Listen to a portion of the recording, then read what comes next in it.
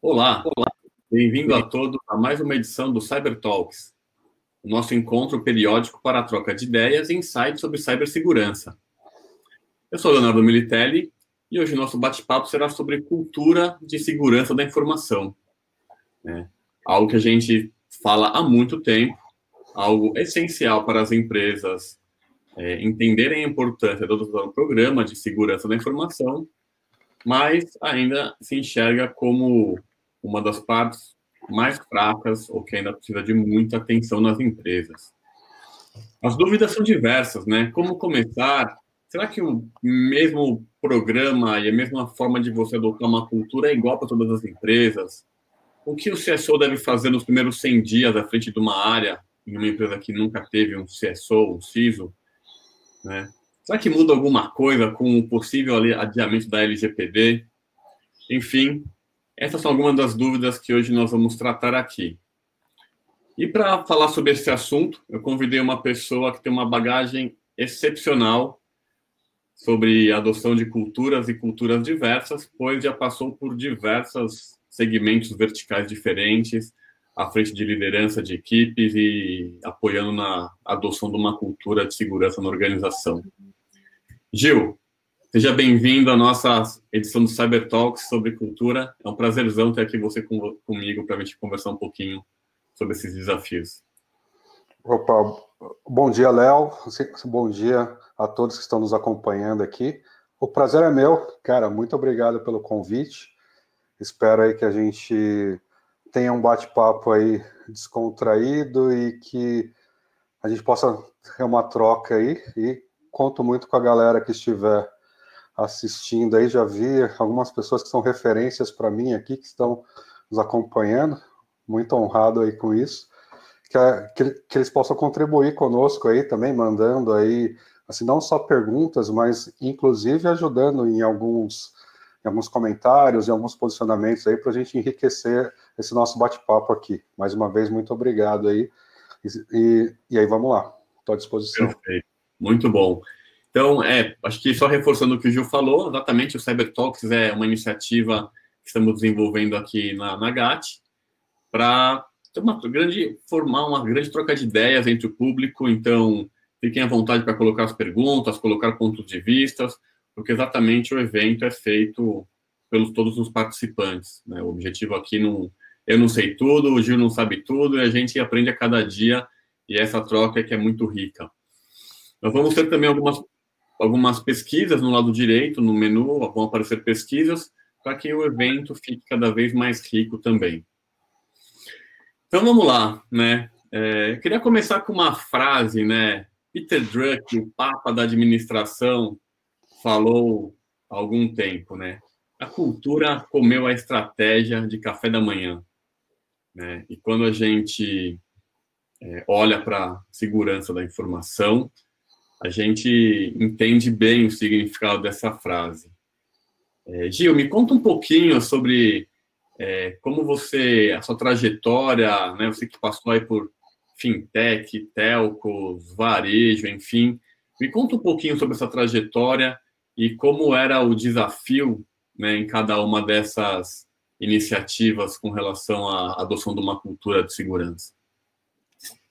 Assim, legal, Léo. Eu vou encurtar aqui, né? Então, nessa resposta, eu vou começar a falar a partir da NET ali, onde eu comecei a participar assim, mais diretamente ali na gestão e na liderança, né, do que em empresas anteriores. Então, assim, durante alguns anos, né, assim, eu trabalhei na NET, era uma empresa, né, muito desafiadora naquele momento em relação à indústria dela de telco. Ela fazia diferença já nessa indústria, era líder, né, no setor, mas nós tínhamos uma cultura mais tradicional, né, tanto para a área de segurança, né, inclusive o reporte da área de segurança durante alguns anos ali foi embaixo de infraestrutura. Depois nós tivemos um gerente onde ele reportava direto ao CIO. Então, a cultura de segurança ali funcionava muito da maneira tradicional. Isso foi há alguns anos atrás, que era aquela abordagem que nós no mercado a gente costuma se chamar de FUD, né? Que é o medo, a incerteza e a dúvida. Então funcionava muito mostrar sangue, né? Você realizar, por exemplo, um pen test e mostrar o resultado daquilo e aí convencer o investimento em segurança, né? Era um momento ali que eu acredito que a maioria dos profissionais de segurança já passou também, né? As empresas já passaram, algumas ainda vivem, né, essa cultura, mas, assim, felizmente, a gente vê que muitas empresas já mudaram essa abordagem, né? E os profissionais de segurança mudaram assim, também. Aí depois da NET eu fui para a CVC, né, que foi uma mudança cultural muito grande. A CVC estava fazendo tudo muito rápido, já se falava ali em agilidade, isso foi em 2015. Era uma equipe muito enxuta, né, era uma equipe muito pequena, né, ali para a gente atender assim, as demandas, o recurso muito menor do que na empresa anterior, né, do que tinha na NET. Então foi um aprendizado ali muito grande a fazer segurança com menos recursos, né? Então procurar assim, soluções open source e ao se vira nos 30, né? Vamos trabalhar com o que a gente tem, né? E o ótimo, né, é inimigo do bom, ou o bom é inimigo do ótimo. Então, é você conseguir implementar uma segurança num ambiente que muda o tempo todo também e ágil. A CVC ela foi uma espécie de laboratório, né? Digamos que foi um MVP, né? Já que a gente falou um pouco de agilidade. Foi uma MVP, uma POC ali para o que eu viria encontrar no Magazine Luiza, né, onde eu fiquei por pouco mais de 3 anos, né, entre 2015 e 2018. Agora, eu saí do Magazine, não, em 2019, no início de 2019. Então, lá onde eu fui muito desafiado com a questão de agilidade em si, de squads, assim, de modelo onde a segurança tinha... Ontem eu estava ouvindo a palestra esse webinar da Carol e do Sierra, né, e eles falaram bastante de shift left, né, de você fazer o security by design, e esse era um desafio muito grande no Magazine, porque nós não teríamos como, a equipe de segurança não tinha como atender todas as squads, né, nós não conseguiríamos, você não teria braço, e normalmente a área de segurança, como os colegas disseram ontem, é uma das últimas áreas a se envolver nessa questão da agilidade, né, por vários motivos.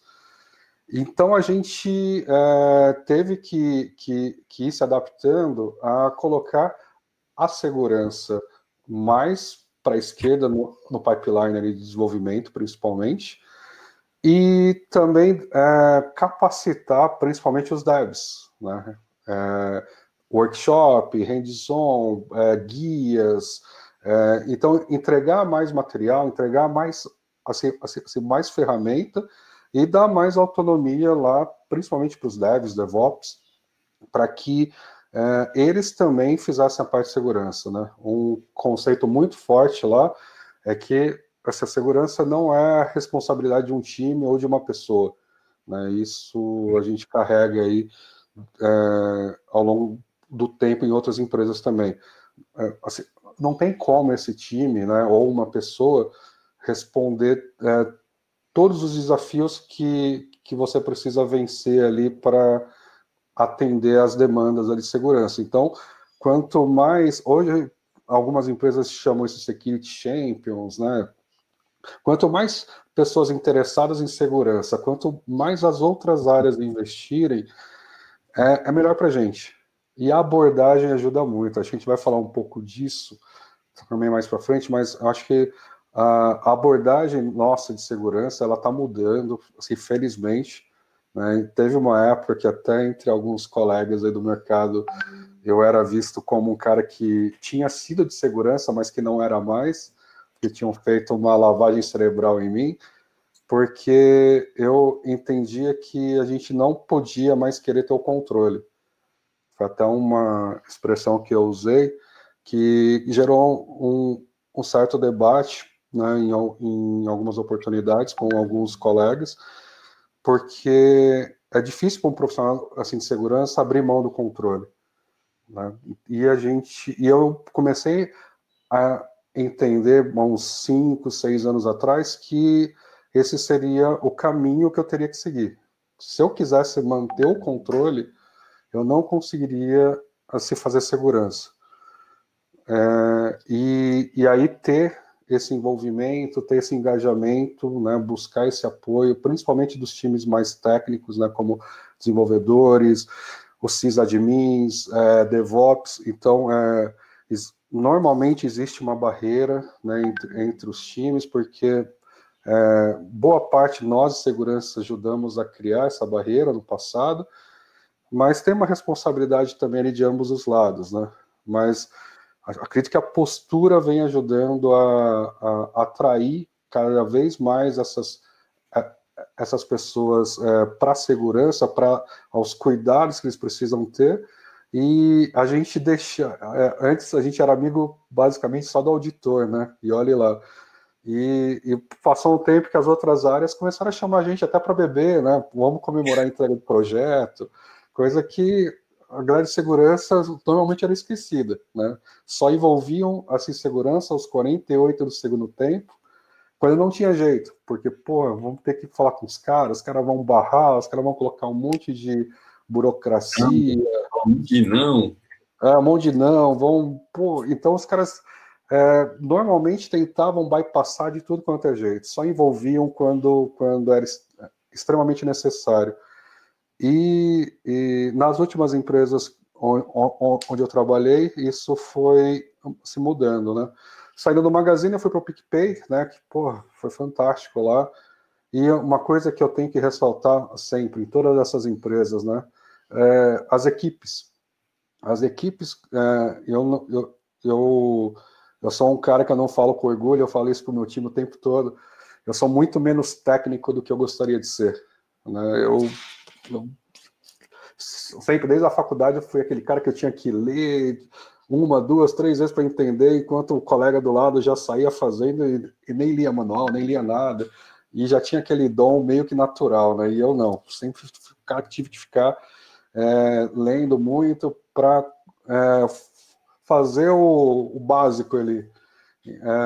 E as equipes, né? Tanto na NET, quando eu comecei a ter a oportunidade de contratar pessoas, assim, de formar os times, na CVC, no Magazine Luiza, assim, no PicPay, agora na Conductor. Porra, eu acho que isso também é uma outra vantagem importante, assim, que eu assim que eu comento com o time, né? Eu tenho pessoas muito melhores do que eu normalmente na minha equipe, né? Seja relacionada à gestão de acesso, seja relacionada à gestão de vulnerabilidade, seja relacionada a pentest, seja relacionada à governança, risco compliance, né?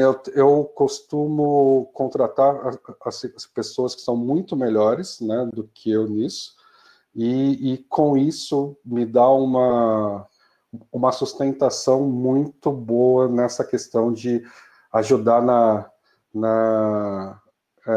a difundir a cultura de segurança, né? Porque você tem uma boa equipe ali te apoiando, te suportando, facilita muito, principalmente na hora que tem que entrar mais no técnico, né? Que eu falei como uma das minhas principais deficiências aí, para que eu não atrapalhe, né? Eu acho que quanto menos entro, e os meus times acho que podem falar isso até melhor do que eu, quanto eu menos entrar, melhor tá assim funcionando a coisa, né? Porque normalmente quando eu entro, eu acabo atrapalhando eles mais do que ajudando. Mas é uma vantagem você ter assim, pessoas. Alguns gestores olham isso como um risco, né? De ter alguém que seja melhor na equipe, mas, pô, ao longo desses anos eu vejo isso muito mais como um ponto forte, né? Um dos meus principais assim, pontos fortes é sempre trabalhar com gente que é muito boa, não só tecnicamente, mas postura muito boa também. Bacana. O time de futebol não faz só com atacante, né? Não tem jeito. Então, tem que ter todas as posições bem, os melhores possíveis nas posições que eles conseguem desempenhar melhor, realmente, para que tenha um time coeso e que possa responder e endereçar as ameaças e riscos e desafios diários que são inseridos, né, no dia a dia das empresas hoje. Isso que você falou do futebol, eu acho bem legal, porque eu já vi em algumas situações, principalmente quando a empresa vai fazer avaliação, né? Quando tem avaliação de profissionais, aí tem uma série de características ali que são elencadas, e aí comparando com o futebol, muitas vezes o profissional, ele é um excelente, sei lá, o Roberto Carlos, é um excelente lateral esquerdo. O cara foi um dos melhores laterais esquerdos do mundo de todos os tempos. Ele é muito bom com a perna esquerda, né? A habilidade dele ali, ele chuta muito bem, ele cruza bem, então ele tem várias qualidades ali relacionadas à perna esquerda dele. Porém, a perna direita dele pode não ser tão boa.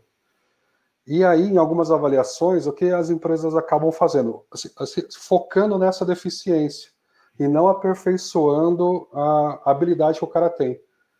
Então, você pega um excelente lateral esquerdo, que é o caso do Roberto Carlos, e fala, cara, você é muito bom na esquerda, a gente já viu que você é muito bom, mas você precisa desenvolver mais sua perna direita.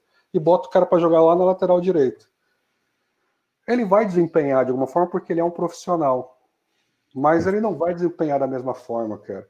E as empresas, elas insistem muito em querer que um cara de segurança ou de qualquer outra área, que ele seja, quando a gente vê algumas descrições de vagas, o cara tem que ser o Jedi, né? Tem que ser nível Master Blaster, full stack total, porque assim, as empresas querem que o cara seja um excelente lateral esquerdo, um excelente lateral direito, um excelente centroavante, um excelente goleiro, um excelente defensor ao mesmo tempo.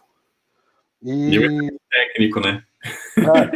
E aí muitas vezes você pega um excelente técnico e coloca ele numa posição de liderança de gestão que o cara não está nem um pouco afim disso, aí você perde um excelente técnico, né, e ganha um líder ou um gestor ali mais ou menos, né, medíocre na expressão de média. Então, acho que nossa responsabilidade na gestão e na liderança é muito essa que você comentou, né, do time coeso, você enxergar bem as posições, enxergar os papéis, e atuar sim no desenvolvimento das pessoas, mas com muita parceria, né, com muito comprometimento de entender onde a pessoa quer chegar. Né? Eu sei que o nosso assunto é mais de cultura e segurança e não desenvolvimento de carreira de profissionais, mas esse é um ponto muito importante que nós, como gestores, deixamos muito a desejar, né? E isso faz com que a rotatividade na nossa equipe possa ser mais alta, e a gente nem perceba que seja por isso também, e que a rotatividade da equipe assim sendo alta, você acaba tendo uma dificuldade ali depois para fazer o teu trabalho, implementar a cultura de segurança, porque toda hora você tem que ficar se trocando as pessoas ali, isso tem um custo, né? Dá um retrabalho. Perfeito. Acho que até mesmo quando a gente olha essa questão de se você posiciona mal as peças, né, você como gestor, você vai acabar tendo um impacto em seus resultados, no progresso do programa de segurança da informação, não vai conseguir dar a visibilidade necessária e vai ter um impacto realmente na adoção da cultura, ou seja, no final do dia vai realmente ter um impacto na adoção da cultura por uma questão de você não conseguir transmitir o valor de forma adequada porque você colocou pessoas nas posições erradas para ter o melhor resultado, né? Então, realmente, as coisas estão bem ligadas, né? Realmente, nosso papo aqui hoje é sobre cultura, mas as peças estão bem amarradas nesse emaranhado. Agora, Gil, deixa eu te falar uma pergunta. Você falou um pouquinho, né, sobre a abordagem do food, né, de abordagem amedrontadora, falou um pouquinho depois sobre o comportamento de ter que partir para um papel mais de viabilizador, né, de andar junto ao negócio, eliminar barreiras, né, começou um trabalho bem legal lá com a Magazine Luiza, né, Luiza Labs, que em termos de varejo, os caras estão inovando há muito tempo, né, e transformando o varejo realmente em um varejo digital. Existe uma abordagem melhor, né? Quais são os do's and don'ts, assim, nesse contexto? O que você pode dizer? Pô, essa é difícil, cara. Abordagem melhor, acho que eu vou falar que existe porque a abordagem melhor é aquela que funciona, digamos assim, né? Vamos falar de futebol de novo. Existe pênalti assim mal batido, né? Existe gol e não gol. Se foi gol, assim, valeu. Então, a abordagem melhor é aquela que funciona. E aí precisa entender muito da cultura da empresa. E não a gente querer fazer com que uma cultura de segurança seja maior do que uma cultura assim, da empresa ou prevaleça. Então, normalmente a minha abordagem nesse ponto, Léo, é conhecer muito, ouvir muito no começo, principalmente, né? Não chegar querendo falar, não. É escutar bastante, ver como que as coisas funcionam na empresa, como que é a cultura, quem são as pessoas-chave, como que a empresa se comunica.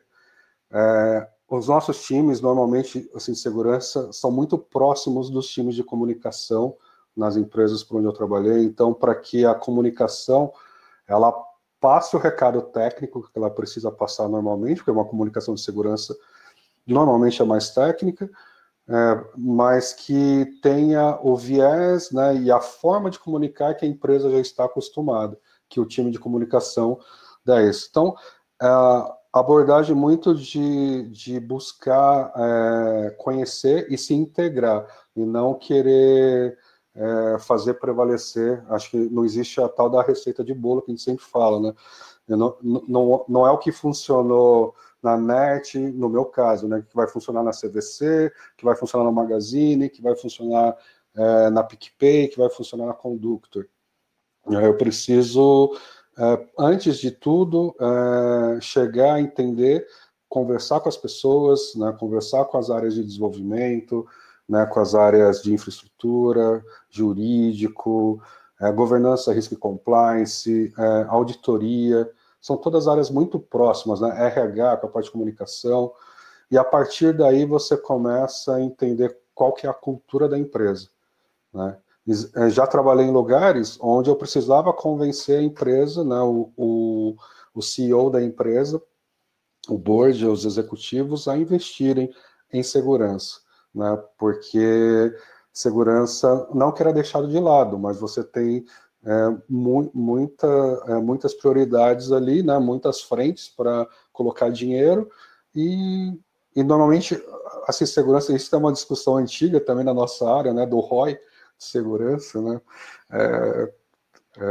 Não tenho competência para entrar nisso, a gente tem aí um debate quase eterno na nossa área sobre isso, mas é uma área mais difícil de você justificar o tal do ROI, né, que é o retorno do investimento.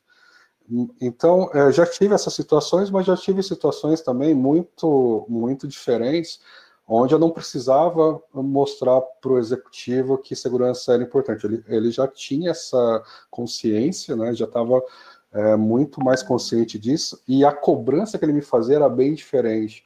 Já tive situações muito legais, né, com o Fred, lá no Magazine, por exemplo, né, Frederico Trajano, que ele falava, Gil, essa segurança se tradicional, tal, assim, qualquer um faz, você não veio aqui para fazer isso.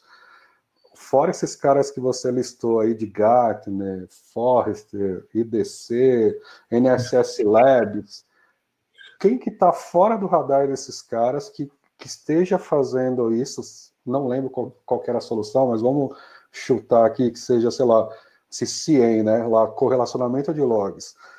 Tem alguém que está fora do radar desses caras que daqui 1 ou 2 anos esses caras vão explodir, vão decolar? Então, a visão dele era muito, muito mais de buscar startups, né? Buscar nichos, inovação. E o desafio que eu tinha com ele era maior, porque ele me desafiava ao tal do pensar fora da caixa. Então, eu não poderia nunca usar uma abordagem com ele como eu usava com um executivo mais tradicional. Então, acho que a abordagem é você perceber muito isso. Numa empresa de dono, eu sempre falo que é mais fácil, porque numa empresa de dono, você sabe com quem você falar diretamente para saber qual é o apetite ao risco dele. Né, que esse é o outro ponto importante da abordagem, você entender qual que é o apetite ao risco da empresa. Então, numa empresa de dono é mais fácil, porque você tem a oportunidade de obter isso diretamente com o dono. Né? Se você não tiver essa oportunidade hoje na empresa que você atua, seria interessante assim, buscar, né, oportunidades para você ouvir do próprio dono da empresa, né, no caso, qual que é o apetite ao risco, o que ele tolera e o que ele não tolera ali em termos de risco. Agora, em relação ao que não fazer, Léo, também vai depender muito da cultura, mas uma coisa que eu vi que está caindo, felizmente, mas era o tal de você só apontar as falhas. Né? Eu acho que isso é uma coisa que a área de segurança fez durante muito tempo, né? Era falar o não, era bloquear e não dar alternativa. Acho que isso também foi feito durante muitos anos, isso também eu colocaria na lista do não fazer. E você simplesmente apontar uma falha e entregar um relatório ali e, tipo, deixa os caras assim, lá se virarem. Então, assim, felizmente, nos últimos times assim, que eu trabalhei, eu tenho assim, profissionais na equipe, né, que trabalham lá com o Red Team, trabalham com Pentest, e que a postura deles é muito boa, né, de ir lá, de sentar com o Dev ou com o DevOps, de explicar para o cara o que aconteceu, ajudar, muitas vezes, né, já aconteceu de profissional do nosso time de segurança fazer a correção, né, porque os caras estavam atolados de trampo lá em Dev, e aí só pedir depois para os caras revisarem e comitarem o código lá, a correção. Então, acho que essa abordagem de só apontar a falha, acho que afastou muito, né? Criou, é o tal lá do... se você vai construir uma ponte ou uma barreira, né, entre os times. Então, acho que a abordagem de só apontar essas falhas, acho que criou muita barreira ao longo do tempo, que agora a gente, em alguns casos, precisa desconstruir essa barreira para ir construindo essas pontes, mas em outras empresas já vejo um estágio mais avançado, aí, onde as áreas são mais próximas. O tal do tamo junto funciona mesmo, e na hora que dá pau ali, a galera tá junta também, ali na madrugada, ou no horário que for, para tentar resolver, e no final do dia todo mundo vendo que estão no mesmo barco, estão remando para o mesmo lugar, né? Não são empresas concorrentes, né? Não tem... se aquilo estiver exposto, aquilo não for corrigido, é um ponto que pode pôr em risco a marca da empresa, né, as informações dos clientes, o negócio. Então, cada vez mais também trabalhar, né, nessas conscientizações e abordagens diferentes, né? Você não fala da mesma forma que você fala com o executivo, ou com o RH, ou com os DevOps admins, né? Então, você tem comunicações e trabalhos diferentes ali. Tá? Bacana. Pô, excelente. Nossa, ótimos insights aí de o que fazer e o que não fazer. Você falou uma coisa muito curiosa, né? Que eu até anotei aqui para linkar na próxima pergunta, que é importante conhecer o histórico, né? Ou seja, você conhecer, quando você vai para uma empresa, ou até mesmo durante o processo, é importante você conhecer, porque existem muitos traumas, né, na área de segurança, causados pelos gestores de segurança, por nós mesmos, por uma abordagem lá atrás, que a gente ainda não sabia muito bem como comunicar, e como falar, e como expor os problemas, né, mostrar a relevância do problema.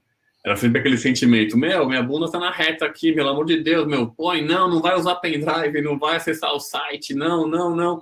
porque no final do dia o sentimento era de que o nosso estava na reta, né? Ou seja, qualquer coisinha a gente poderia ser mandado embora. E ao mesmo tempo, né, algo que eu converso com muitos gestores de segurança e tem aquele sentimento de que os primeiros 100 dias ali, 90 dias, é o que vai ditar o rumo, se você vai ter uma trajetória de sucesso, implementar uma cultura ou dar continuidade num programa de segurança ou não. Muito por ter aquele sentimento de ser, o novo professor chegando na turma, né? Como vai ser, né? Mas também por chegar num terreno que às vezes está contaminado, vinha de uma outra cultura mais proibitiva, e é uma cultura diferente, o apetite ao risco é maior, enfim. Como que você enxerga, assim, esses primeiros 90, 100 dias do cargo do CISO e a ligação exatamente com o sucesso do desenvolvimento da cultura e do programa de segurança? Assim, legal. Eu vejo essas abordagens assim de 30, 60, 90 ou de 100 dias. Acho válido, sim, acho importante, porque até se a gente olhar para a nossa CLT, né, é o período de experiência, né, é onde você está em experiência ali ainda.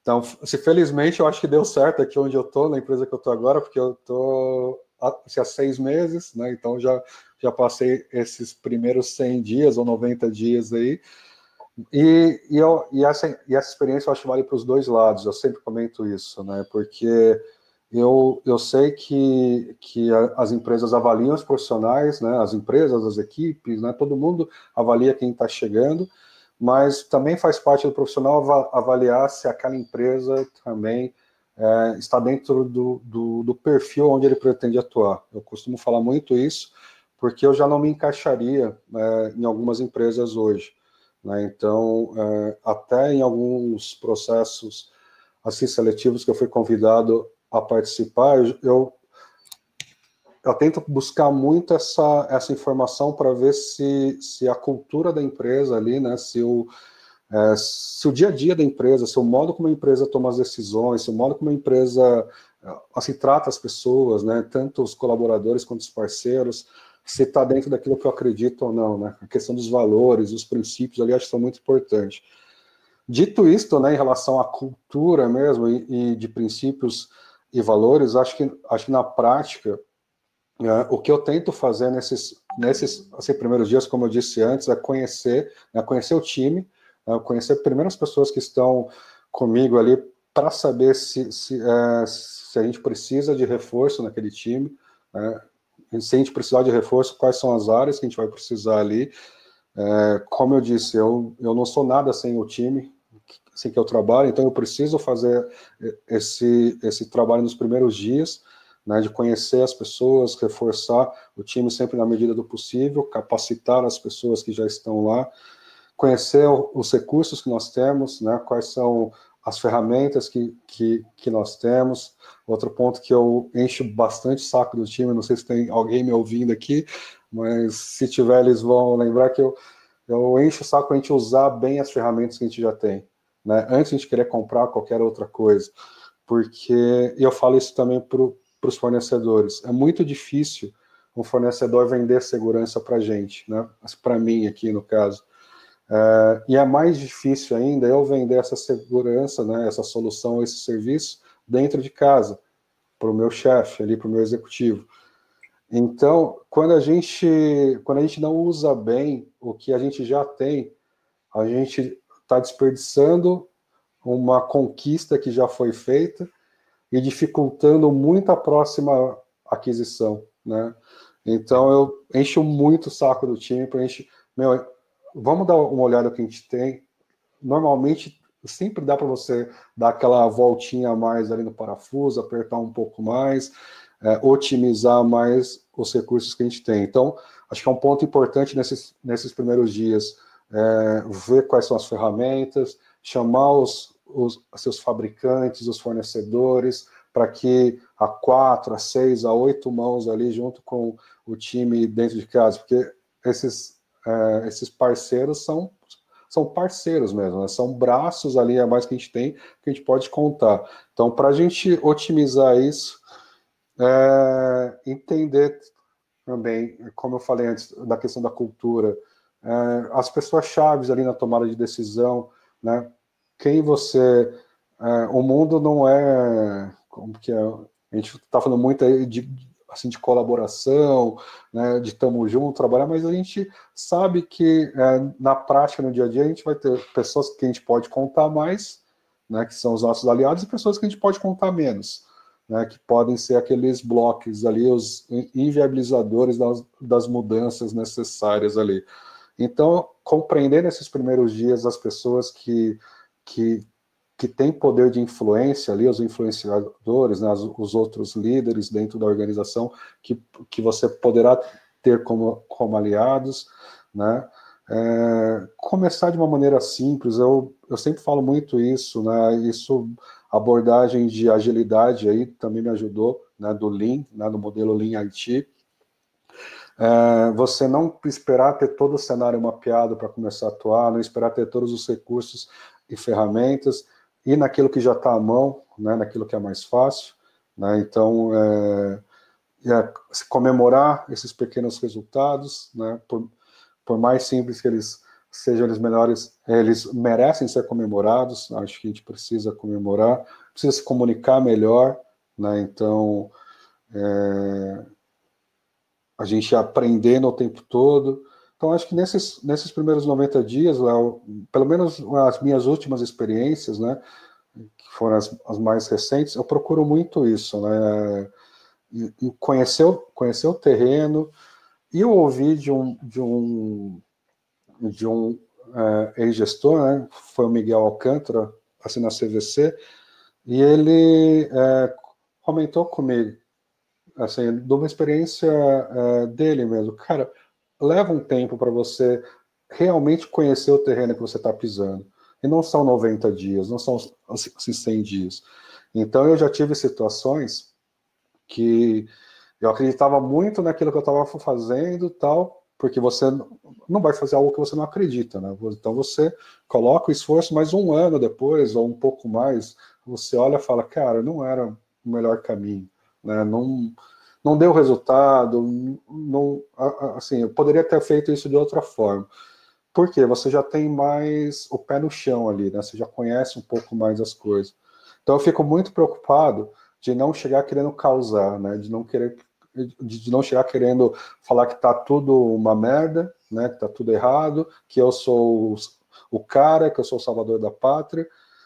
Uma, porque eu acho que isso é um desrespeito ao trabalho de quem já estava lá, porque todo mundo está trabalhando ali para fazer o melhor, e outra, porque o que você tem ali naquele momento que você chega é uma tremenda oportunidade de olhar aquilo, né, analisar e atacar esses pontos de melhoria, né, de ir melhorando aquilo que você entende, né, juntamente com a equipe, com outras pessoas que precisa ser melhorado, né, então você começar a melhorar isso, mas não chegar querendo, eu pelo menos, né, e de novo, não é receita de bolo, isso é o que funciona para mim, né, não tô longe de mim querer falar o que as pessoas devem ou não devem se fazer aí, mas o que eu não acredito muito é de chegar querendo mostrar esse serviço dessa forma, porque, assim, normalmente eu posso dar um tiro no próprio pé. Então, prefiro chegar a conhecer, ouvir muito mais do que falar, entender como as decisões são tomadas, como que as coisas acontecem. Pô, muito bom. Conhecer o terreno nem sempre é fácil, né? Até porque as conversas de corredor, o histórico e a cultura existente, nem sempre você capta ali nos primeiros 60, 90 dias, né? Sim. Acho que o recado é um pouco esse, né? É pensar no release de 90 dias, trabalhar com o sprint de 15 e fazer as coisas acontecendo, mostrando isso, fazendo amigos, né? Acho que já é o terceiro webinar que eu vou compartilhar a importância da segurança realmente fazer amigos, né? Tem o livro do Dale Carnegie que fala como fazer amigos e influenciar pessoas. né?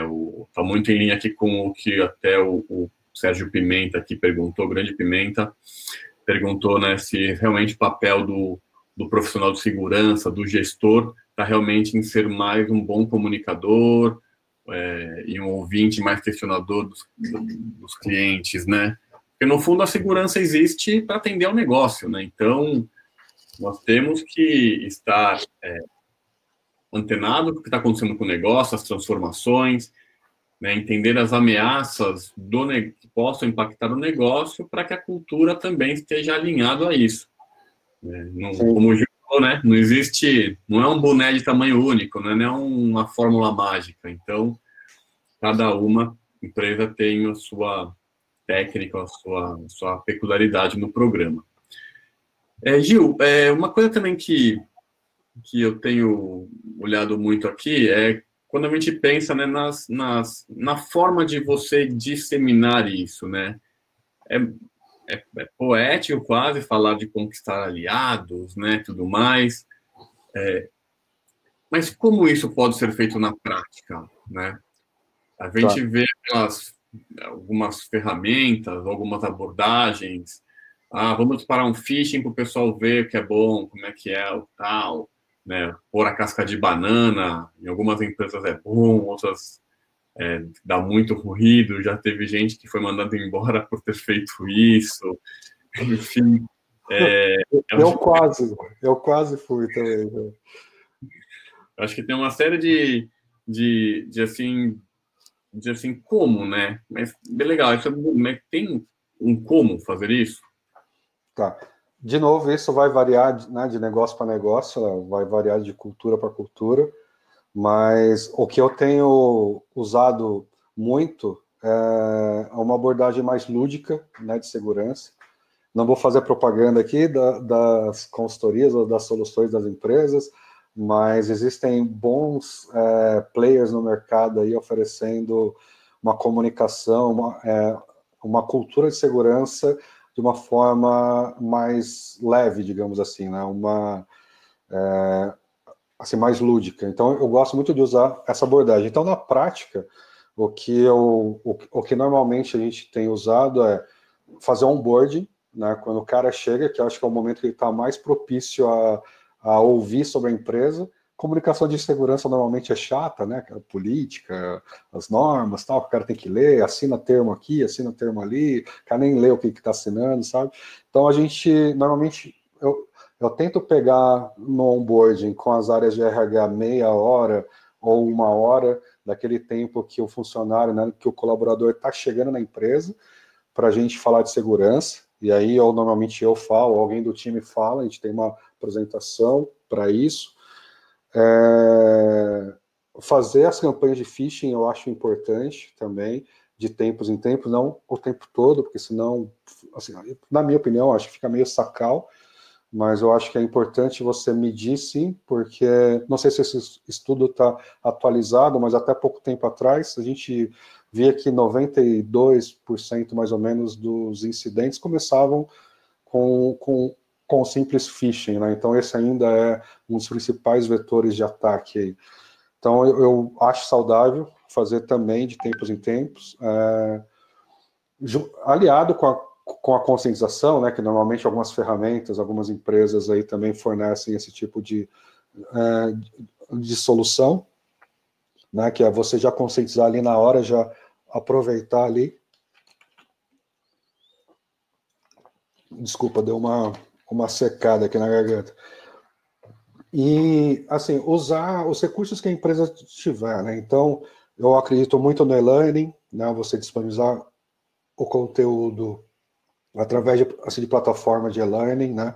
Colocando vídeos curtos, né? Acho que não pode ser um vídeo muito longo, tem que ser ali coisa de 3 minutos, sei lá, 5 no máximo, que a galera não tem muita paciência para ficar vendo assim, vídeo muito longo. Colocar algum material também de apoio ali, seja um PPT, um PDF, um doc, um quiz, né? Acho que isso ajuda bastante.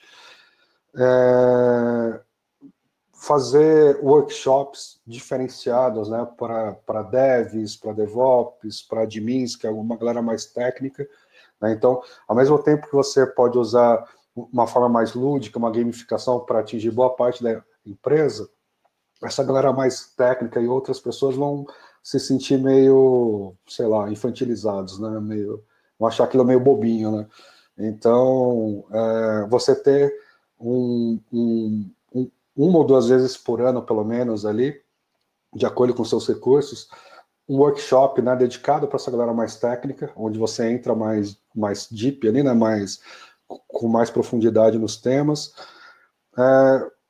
Palestras diferentes para executivos, né? Já tive palestras diferentes para assistentes executivos, né? Porque muitas vezes, em algumas empresas, elas possuem todos os acessos ao executivo, né? Elas recebem os e-mails, elas aprovam nos sistemas, então, dessas assistentes, quando for o caso, também serem treinados em segurança. E a abordagem que eu uso muito também no dia a dia com a equipe é a da Disney, né? E aí eu sou São Paulino, a galera já me zoa por isso, que é o jeito de encantar mesmo. Eu uso muito a palavra, né? Eu tento substituir sempre a palavra usuário por cliente, que na cabeça de quem é de tecnologia, se você pensar aí, há muitos anos, para a gente, o usuário é burro. A gente sempre vai falar que é problema de BIOS, né? Que é BIOS era o quê? Bicho ignorante, né? Bicho ignorante operando o sistema. A gente sempre vai... o nosso subconsciente está preparado para pensar que o usuário é burro. Então, eu sempre tento passar para o time para a gente, assim, não chamar de usuário, mas de cliente. Seja o cliente interno, né, de qualquer área que precisa do nosso apoio ali dentro da companhia, ou mesmo o cliente externo. E a gente pensar como a gente gostaria de ser tratado, né? Então, duas reflexões que normalmente faço com o time é: você gostaria de ser atendido por você? E a outra reflexão é: será que se a pessoa que hoje precisa do serviço assim, de segurança, que ela só usa porque não tem outro jeito, né? Porque ela só usa porque é a gente que presta serviço para ela. Mas se ela tivesse a opção de contratar, ou se a empresa que a gente está resolvesse terceirizar a área de segurança, será que alguns nossos clientes levantariam a mão? Pô, eu entendo que precisa terceirizar, mas eu gostaria, se possível, que o Gil continuasse me atendendo, porque ele me atende muito bem. Então, eu listo um monte de coisa que a equipe dá risada, me zoa, me xinga, mas muitas coisas que eu tirei, principalmente lá desse livro da Disney, né, o jeito Disney de encantar, mas de empatia, de fazer bem já da primeira vez, de você sorrir, de você ajudar mesmo. A experiência da pessoa, ela tem que ser melhor depois que ela interagiu com a gente. Então, se ela procurar a área de segurança com um problema, ela não pode voltar com dois. E o que é o voltar com dois? Normalmente ela chega na área de segurança com um problema, primeira coisa que as áreas de segurança a gente fala: qual o chamado? Você abriu o chamado? O cara nem sabe abrir o chamado. Aí ele chegou com um problema, saiu com dois. Né? Ou muitas vezes a gente responde simplesmente: isso aqui não é aqui, isso aqui é lá com infra, isso aqui é lá com não sei quem. E fica jogando, cara, né? Então, pequenas atitudes ali de atendimento, mudam muito a abordagem, né? Depois. E mesmo a gente precisa do chamado, precisa medir, né? Precisa ter os nossos indicadores de performance. A gente mesmo pode abrir e a pessoa mesmo, a gente pode orientar ali: cara, numa próxima vez, você entra aqui e tal, já pede pra gente que a gente já consegue atender por aqui.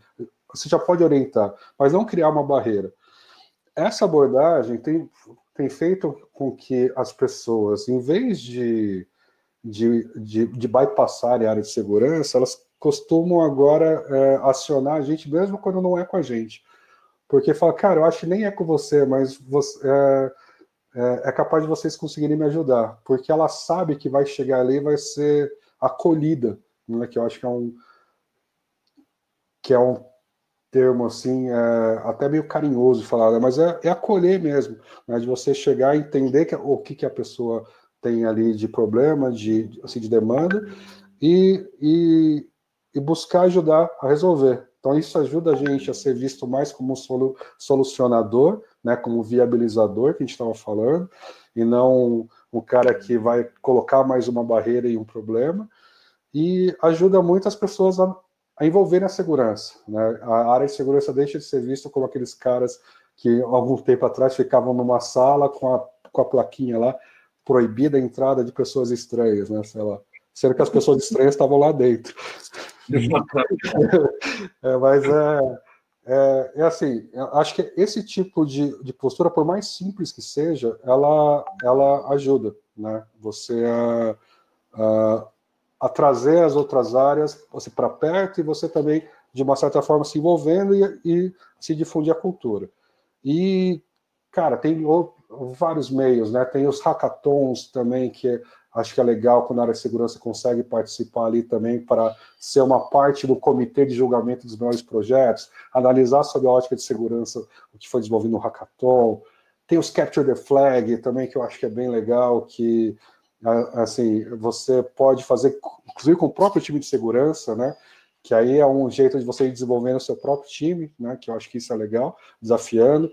Uma galera coloca o Blue, o Red para atacar o Blue, né? Ou inverte uma vez para um sentir a dor do outro, que a galera que está ali atacando, né? Normalmente é o glamour da segurança, né?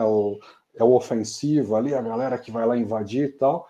Mas às vezes você colocar essa galera do outro lado para ela ver também a dor do cara que tem que fazer a gestão de patch, o cara que tem que se preocupar com N possíveis brechas ali, né? Porque falando do futebol de novo, o atacante ele jogou mal 90 minutos, mas ele meteu o gol, beleza, o herói salvou o gol do título e tal. Foi lá e vai ser aplaudido. O goleiro fechou o gol o jogo inteiro. No final do jogo tomou o frango, ou tomou o gol, que nem foi frango, ferrou, né? Perdeu o título. Então, inverter esses caras, às vezes, é legal também. É um exercício interessante para que um possa também contribuir ali no trabalho do outro e sentir um pouco a dor do outro. Enfim, são várias ferramentas técnicas aí, eu devo ter esquecido algumas com certeza, assim, práticas no dia a dia que ajudam a difundir a cultura de segurança, né? Excelente. O objetivo aqui não é ser extensivo mesmo, é ter essa percepção, né? O pessoal comentou aqui, o Anquiles realmente falou do CTF, e acho que uma coisa que você comentou é trocar essas posições, né? Ou seja, fazer com que as pessoas olhem pelos olhos da outra pessoa, né? Acho que com segurança da informação isso é extremamente importante, né? Quando você chega e fala, olha, por que eu estou falando tantas coisas? E você mostra a importância da segurança, acho que realmente esse é um ótimo caminho, né? Então, você falando dos CTFs, que no fundo é ter uma linguagem mais adequada para falar de segurança com cada público-alvo, com uma dinâmica também mais respectiva para aquele público, né? Isso é extremamente importante, realmente. E, Gil, nosso tempo está acabando, mas eu queria uma última pergunta aqui. Manda aí. A gente está vendo aí o potencial adiamento da LGPD, né? A gente não sabe, provavelmente vai ser adiado mesmo, né? Tem aqui a votação, como na Câmara, deputados, tem esse novo normal, as pessoas estão agora bastante, né, em fila de atenção com relação aos efeitos do Covid e o quanto isso pode impactar no comportamento das pessoas. Para você, isso muda alguma coisa? Essa situação toda muda, fica mais, enfraquece a capacidade de fazer uma campanha, fortalece para conseguir mais amigos e levar a mensagem? Como você está enxergando isso?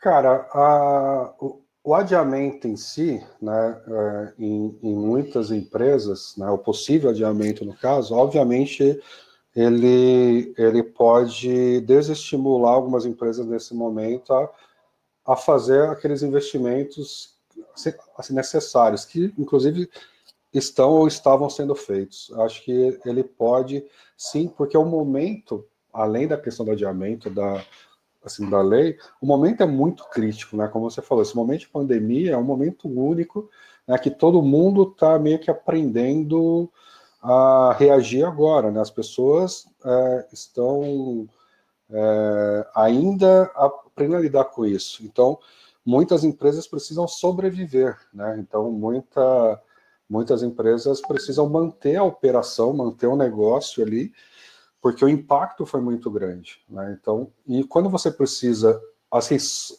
sobreviver, né? Quando você usa essa palavra, você vai pegar aquilo que é extremamente mais importante agora. Não estou falando que segurança não seja importante, muito pelo contrário disso, né? Alguns negócios não sobrevivem sem segurança, né? A maioria deles, né? Principalmente os digitais. Mas você vai, com certeza, focar muito na operação e vai desacelerar um pouco investimentos e controles em outras áreas.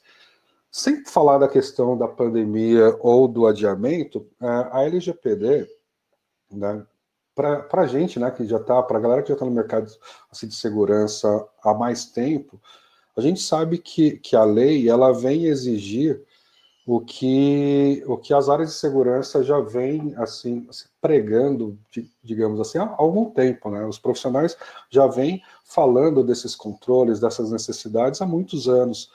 Só que agora, como aconteceu lá atrás, quem é mais velho, como eu aí, também viveu isso, a questão do cinto de segurança, você passa a ter uma obrigatoriedade legal que te impõe uma sanção, né? Uma punição.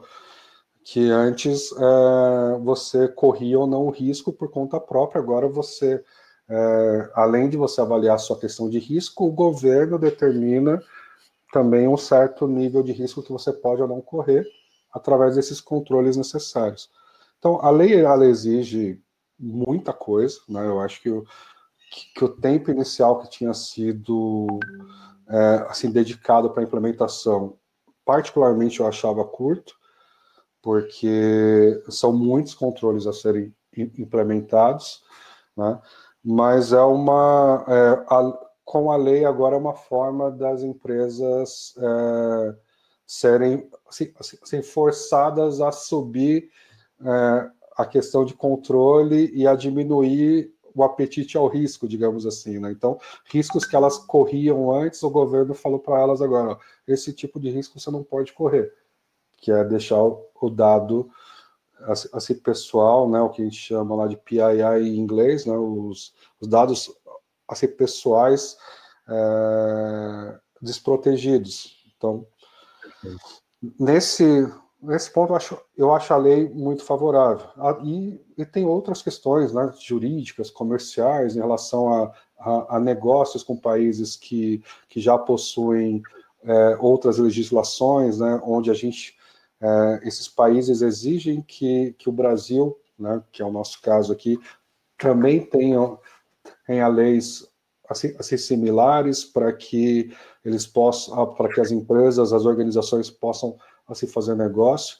Então, para o mercado de segurança é extremamente favorável, né, porque vai assim demandar muito, né, a gente vê que o mercado, mesmo em crise, ainda continua aquecido, né, tem muita empresa contratando profissional de segurança, surgem novas posições, né, agora eu vejo muitos DPOs aí, né, na área, muita gente querendo que eu seja DPO também, aí eu falo, cara, eu nem sei o que o DPO faz, então primeiro eu preciso ver o que esse DPO, qual que vai ser esse papel mesmo, né, para ter uma visão clara dessa demanda, avaliar se não tem um conflito de interesse, né? Aí é um outro debate, né, Léo?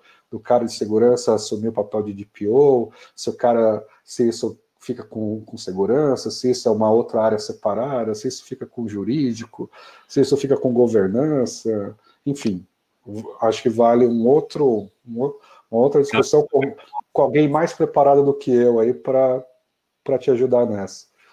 Muito bom. Incrível. Bom, muito bom. Bom, pessoal, nosso prazo aqui estourou, tá? Já estão passando das 11. Existe uma pergunta aqui, Gil, acho que a gente já falou um pouquinho dela, duas perguntas, na verdade, né? O Anquiles perguntou sobre se o treinamento de segurança no onboard, se não é uma exigência regulatória, né? Você quer falar um pouquinho disso rapidamente, para a gente poder responder essas perguntas? Sim, sim, né? Em algumas empresas precisam atender isso, né? Esse PCI Compliance, por exemplo, né? As empresas precisam atender esse tipo de demanda, assim, de conscientização, assim, de segurança no onboarding para todos os desenvolvedores. Então, muita... Aí é mais uma vez o governo ou as instituições, né, as organizações aí de melhores práticas, de boas práticas, definindo aí os controles e as regras do jogo para que as empresas não fiquem tão soltas na hora de determinar quais os riscos que elas querem correr ou não, né? Mas o Anquises está corretíssimo, existe sim essa obrigatoriedade. Bacana. Pô, obrigado, Anquises, por ouvir. Esse é uma das lendas, cara. Esse é, pô, uma honra o Anquises estar aqui com a gente, cara. É um dos caras que eu a mais admiro aí, assim, no mercado. Eu acho que já falei isso para ele algumas vezes. Pô, mó satisfação ele estar aí assistindo e mandando pergunta para a gente. Valeu, Anquises. Muito bom. Realmente o público no Cybertalks está cada vez melhor, né? Temos aí muitas pessoas bacanas participando. O Vani também, diretamente de Portugal, fazendo uma pergunta aqui sobre a cultura de cibersegurança, né? A gente falou um pouquinho já sobre isso, né? Qual é o papel dos programas de conscientização na cultura de segurança? A gente já respondeu isso aqui durante a nossa conversa, né? O Vani está em Portugal agora, cara? Tá lá. Pô, legal, abração, Vani. Tá comendo tremoço, tá bem. Bolinho, pastelzinho de nata.